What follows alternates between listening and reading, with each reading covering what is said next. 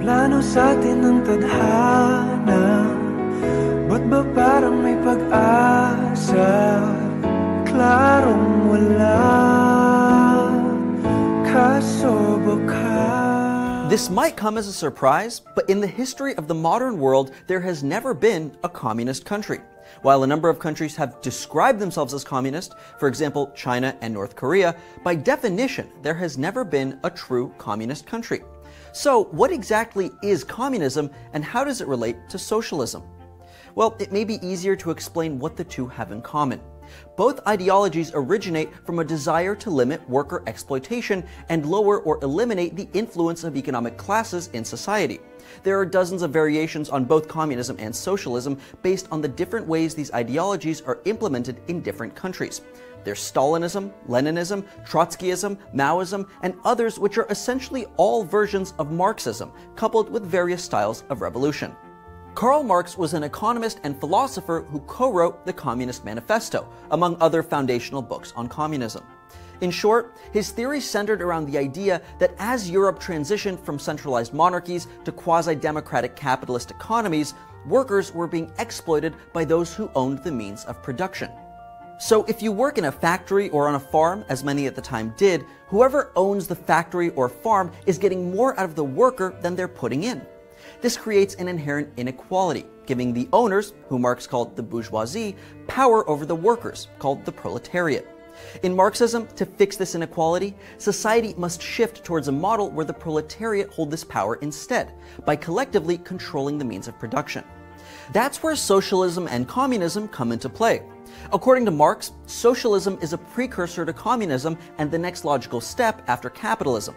In socialism, a democratic state controls the means of production, rather than having private companies hold ownership. Instead of competing with each other as in a capitalist society, socialism has workers contribute as much as they can to the greater good, and then they all share equally in that good. Variations of this idea are already popular within capitalist societies in the form of universal healthcare, or social services like fire departments and schools funded by taxes.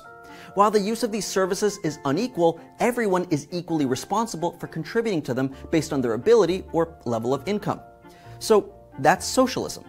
But once the state controls all the means of production, the next step is total collective ownership, not just of production, but all aspects of society and economy, including private property. The intention of abolishing private property is a classless, moneyless, and stateless society, where everyone works towards the same collective goal of being healthy, happy, and free. Everybody does what they can to contribute and takes only what they need in return.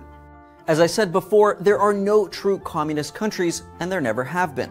Every so-called communist country is actually a socialist country, with the state controlling employment and economy to some degree.